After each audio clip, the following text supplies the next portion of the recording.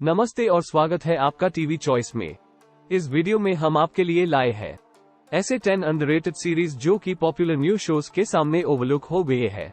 हम popular shows जैसे terminal list, Sandman और हाउस ऑफ ड्रैगन्स को ऐड नहीं करेंगे क्योंकि वो ऑलरेडी पॉपुलर है और अंडररेटेड नहीं है। तो वीडियो पूरा देखना और देखना कि क्या आपने इस साल के ग्रेटेस्ट शोज में से कुछ मिस कर दिया। चलिए शुरू करते हैं। नंबर 10, आ फ्लैग मीन्स डेथ एक हिस्टोरिकल कॉमेडी सीरीज है जो कि डेविड जेंकिंस ने बनाई है और एक ट्रू स्टोरी पर बेस्ड है। इस सीरीज में हम स्टीव बॉनेट की लाइफ को फॉलो करते हैं जो कि एक बार्बेडियन पायरेट है और 18th सेंचुरी में रहता है। इस सीरीज का प्लॉट कैप्टन बॉनेट के चरित्र पर टिका है जो कि अपनी वेल्थी लाइफ और फैमिली छोड़ के पायरेट बनने का फैसला लेता है। 1717 के गोल्डन पीरियड ऑफ पायरेट्स में कैप्टन बॉनेट और उसके अनरिलायबल क्रू रिवेंज शिप से सेल करते हैं और डेंजरस वॉरशिप्स और अदर मर्सिलेस पायरेट्स से डॉज करते हैं। इस शो में pirates of the Caribbean movies के जैसे एक्शन कम है, लेकिन इसमें ह्यूमरस मिसएडवेंचर्स है जो कि आपको हर एपिसोड में एंटरटेन रखेगा। इस शो का IMDb रेटिंग 7.8 है और रॉटन टमेटोज पर 94 ऑडियंस स्कोर है। Number 9, Vikings Valhalla. कुछ वाइकिंग्स फैंस को शायद डिसअपॉइंट कर दिया होगा और यह ओरिजिनल वाइकिंग्स के बिल्कुल करीब भी नहीं है, लेकिन सब कंसिडर करके यह एक एक्सेलेंट हिस्टोरिकल सीरीज है जिसमें एक आउटस्टैंडिंग प्लॉट है, ग्रेट एक्शन सीक्वेंसेस है और टॉप नॉच सिनेमाटोग्राफी है। इस शो का सेट 1 सेंचुरी बाद है वाइकिंग इंसिडेंट्स के बाद, जब इंग्लिश रॉयल फैमिली और वाइकिंग्स के बीच रिलेशंस एक वायलेंट क्राइसिस पॉइंट पर पहुंच गए हैं और वाइकिंग्स खुद भी अपने क्लैशिंग क्रिश्चियन और पेगन बिलीफ्स के कारण वॉर में है। इस स्टोरी में focus Leif Erikson Freydis Harald Hardrada पर है जब वो एक एक्स्ट्रॉर्डिनरी एडवेंचर पर निकलते हैं जो कि उन्हें बियॉन्ड वाटर्स और वॉरफेयर ले जाएगा, कनेटिकट से इंग्लैंड तक और भी दूर। आपको यह शो पसंद आएगा अगर आप कंपैरिजंस अदर शोज के साथ नहीं करते हैं। इस शो का IMDb रेटिंग 7.2 है और रॉटन टमेटोज पर 90 क्रिटिक्स को है। नंबर 8, बॉस लेगेसी एक क्राइम ड्रामा थ्रिलर सीरीज है जो कि माइकल कॉनली ने डेवलप की है। शायद अभी तक इस शो को देखने वाले लोग बॉस के ओरिजिनल सीरीज के फैंस ही हो। अगर यह शो आपके लिए न्यू है तो मैं आपको एक क्विक ओवरव्यू देता हूँ। इस प्लॉट में हम veteran police investigator Harry boss के लाइफ को फॉलो करते हैं जो कि अपनी नई करियर एक प्राइवेट डिटेक्टिव के रूप में शुरू करता है और अपना फर्स्ट केस ले लेता है। एलिंग मिलियनेयर विटनी वांस के एस्टेट को लोकेट करना बॉस का रिस्पॉन्सिबिलिटी है, लेकिन इस प्रोसेस में वो इन्फ्लुएंशियल लॉगॉन से रेजिस्टेंस एनकाउंटर करता है जो कि एयर के नॉन डिस्कवरी से बेनिफिट कर रहा है। जब वो फैमिली हिस्ट्री एक्सप्लोर करते हैं तब उन्हें स्टार्टलिंग फैक्ट्स पता चलते हैं जो सेंचुरीज से भी ज्यादा टाइम से है। नंबर 7 पर है स्टेशन 11। यह एक पोस्ट अपोकलिप्टिक मिनी सीरीज है जो 2014 के नॉवल के आधार पर बनाई गई है। कहानी एक भयानक आपदा के 20 साल बाद शुरू होती है जिसके कारण मनुष्य मंडली बिखर गई है। यह कहानी एक लॉगॉन के JHUND के किस्से को दर्शाता है जो अपने आप को घुमाकर कलाकार के रूप में जीवन यापन कर रहे हैं, लेकिन जब उन्हें पता चलता है कि एक हिंसक संगठन एक व्यक्ति द्वारा चलाई जा रही है जिसका बैकग्राउंड एक समूह के सदस्य से गैर इख्तियार से जुड़ा है, तो उनके जीवन को अल्टर कर दिया जाता है। कहानी की मुख्य फोकस एक अभिनेत्री कर्स्टन पर है जो डू समाइकलन में दिखती है एक छोटी बच्ची के रूप में जब एक महामारी के शुरुआती दौर में सबसे अधिक लोगों का नाश होता है, और एक व्यासक के रूप में जो शेक्सपियर के एक दल के साथ यूनाइटेड स्टेट्स में घूमती है। यह एक बहुत सारे समयकलन वाली पोस्ट अपोकलिप्टिक ड्रामा है जो महामारी के बचाव करने वालों के जीवन को दोबारा बनाने और रीडिफाइन करने की कोशिश को दर्शाता है।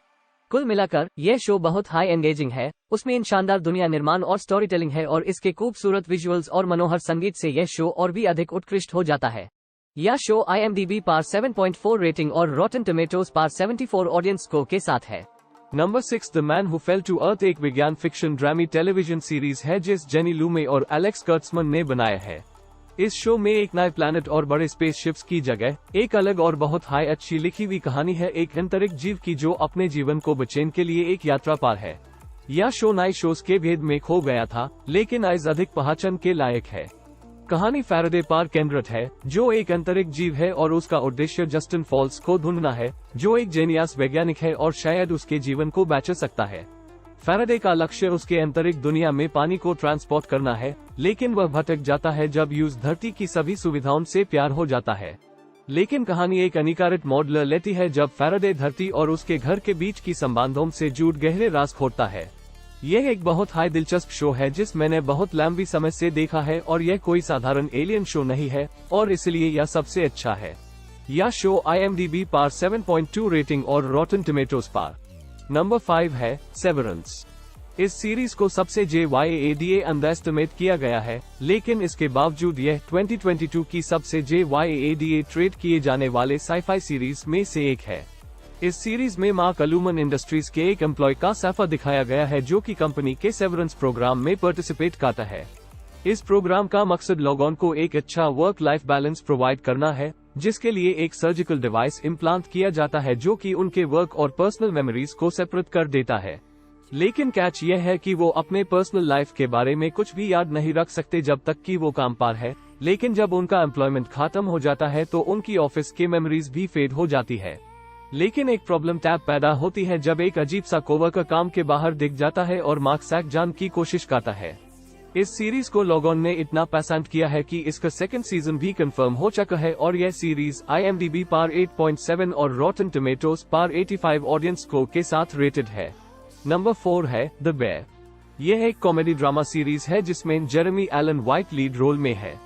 इस सीरीज में कर्मी, एक स्किल्ड शेफ दिखाया गया है जिसके पास ग्रेट फूड के एक्सपीरियंस है, लेकिन उसके भाई की मौत के बाद कर्मी शिकागो आता है अपने फैमिली सैंडविच रेस्टोरेंट को मैनेज करने के लिए। इस बेचैनी के दौरान कर्मी, जो एक हाई एंड चेन रेस्टोरेंट के एम्बियंस में यूज्ड है, अब एक छोटे से बिजनेस को चलाना सीखना चाहता है, जिसके साथ उसको अपने फैमिली और उसके स्टाफ के अनस्टेबल रिलेशनशिप्स भी मैनेज करना होता है। कर्मी को अपने रेस्टोरेंट को और खुद को रिमॉडल करने के लिए अपने हाश किचन स्टाफ के साथ मिलकर काम करना होता है और बाद में उनके साथ उसका इमोशनल बॉन्डिंग भी होने लगता है। द बेयर एक डिलीशियस स्टोरी है जो कि प्रोफाउंड सेरेब्रल एक्सीलेंस, रिलेशनशिप्स और इमोशनल स्ट्रगल को कंबाइन करता है। इसका सेकंड सीजन भी कंफर्म हो चुका है और यह सीरीज IMDb पर 8.4 और रॉटन टोमेटोज पर 91 ऑडियंस स्कोर के साथ रेटेड है। नंबर 3 स्लो हॉर्सेस एक स्पाई थ्रिलर ड्रामा सीरीज है जो मैकरन के slow house series of novels पर आधारित है। ये सीरीज 1015 के स्पाई रिवर कार्टराइट पर केंद्रित है, जो अपनी ट्रेनिंग मिशन में असफल हो गया था और स्लिफ हाउस MI5 के डिस्पोजल फैसिलिटी में भेजा जाता है, जहां न्यूज लो स्किल्ड काम करना पड़ता है।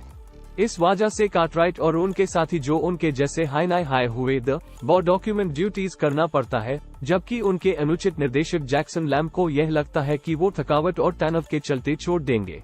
लेकिन जब एक युवा लड़का अपहरण हो जाता है और उसके हत्यारों ने उसकी हत्या इंटरनेट पर लिव धमकी दे दी, तब उनके एजबा जॉर्ड ने काम को रोमांचक बनाया। रिवर को यह समझ में आता है कि यह उसका मौका है प्रायश्चित करने का। आइली वो अपने साथियों को साथ लेकर खेल में लौटकर अपनी कीमत और अपने टीम के महाटीवी को पुनः स्थापित करने का फैसला करता है। शो की कहानी एक पुराने स्कूल के एस्पियोनाज ड्रामा की तरह प्रतीत होती है, लेकिन कार्यक्रम में कार्यकर्ताओं के दबाव से निर्धारित कार्यकलापों की कठोरता और पूरी सीरीज का ऐसा मोड है कि यह एक आधुनिक स्पाई थ्रिलर की तरह प्रतीत होती है। इस शो का IMDb पर 7.7 और रॉटन टोमेटोज पर 89 ऑडियंस स्कोर है। नंबर 2 पर है एक साइफाई हॉरर मिस्ट्री सीरीज जिसका नाम है इट। यह शो जॉन ग्रिफिन ने बनाया है और यह एक छोटे से टाउन में सेट है जो बिल्कुल स्कैरी और डार्क है। यहाँ पर कोई भी आता है तो वो टाउन से बाहर निकल नहीं सकता, क्योंकि यहाँ कुछ ऐसी है जो उनको यहाँ से जाने नहीं देते। इस शो का मेजर प्लॉट टाउन के chief police officer Boyd Stevens के AAS पास है, जिन्होंने अपने रेजिडेंट्स को गाइड किया है कि वो कैसे सर्वाइव कर सकते हैं और टाउन से कैसे निकल सकते हैं। इस शो में नेबरिंग वुड्स और टेरिफाइंग डीमंस भी है जो हर रात आते हैं। रेजिडेंट्स को रात के क्रीचर्स से बचने के लिए अपने एंट्रेंस पर एक अजीब सा स्टोन लगाना होता है, लेकिन धीरे धीरे स्टोन में कुछ गड़बड़ होने लगती है और सभी को अपने आप को बचाने के लिए कुछ एक्सट्रीम मेजर्स लेनी पड़ती है। इस शो का फर्स्ट एपिसोड आपका पूरा अटेंशन पकड़ लेगा और इसके माइंड बेंडिंग मिस्ट्री आपको शो के एंड तक छोड़ने नहीं देंगे। इस शो का IMDb रेटिंग 7.6 है और रॉटन टोमेटोज पर 86% ऑडियंस स्कोर है। नंबर 1 पर है ब्लैकबर्ड एक क्राइम ड्रामा मिनी सीरीज जो कि जिमी कीन के रियल लाइफ स्टोरी पर बेस्ड है। जिमी कीन एक प्रो फुटबॉल चैंपियन और रिस्पेक्टेड पुलिस ऑफिसर का बेटा है जो ड्रग यूज के लिए जेल में है, लेकिन यूज रिलीज किया जाता है ऑन वन कंडीशन कि वो नोटोरियस किलर लैरी हल को माना ले कि वो अपने विक्टिम्स के ग्राफ्स कहान है। इस शो का प्लॉट जिमी कीन के AAS पास है जो एक 10 ईयर नो पैरोल सेंटेंस सर्व कर रहे हैं एक मिनिमल लेवल प्रिजन में। एक दिन उनको एक इनक्रेडिबल अपॉर्चुनिटी दी जाती है और प्लान यह है कि उन्हें highest facility for dangerously insane prisoners में ट्रांसफर किया जाए, जहां उन्हें सस्पेक्टेड सीरियल मर्डरर लैरी हल से दोस्ती करनी होगी। कीन का टास्क है कि वो लैरी के विक्टिम्स के लोकेशंस पता कर ले और फिर उसके पिटिशन अप्रूव हो सके। यह शो नॉट ओनली अंडररेटेड है बल्कि यह इजीली 2022 के बेस्ट वेब सीरीज में से एक है और इसके सिर्फ 6 एपिसोड्स हैं, तो इसको मिस मत करना। इस शो का IMDb रेटिंग 8.2 है और रॉटन टमेटोज पर 95% ऑडियंस को है। आज के लिए इतना है, धन्यवाद आपने हमारा वीडियो देखा और हमारे चैनल को सब्सक्राइब करने के लिए। अगली बार फिर से मिलते हैं।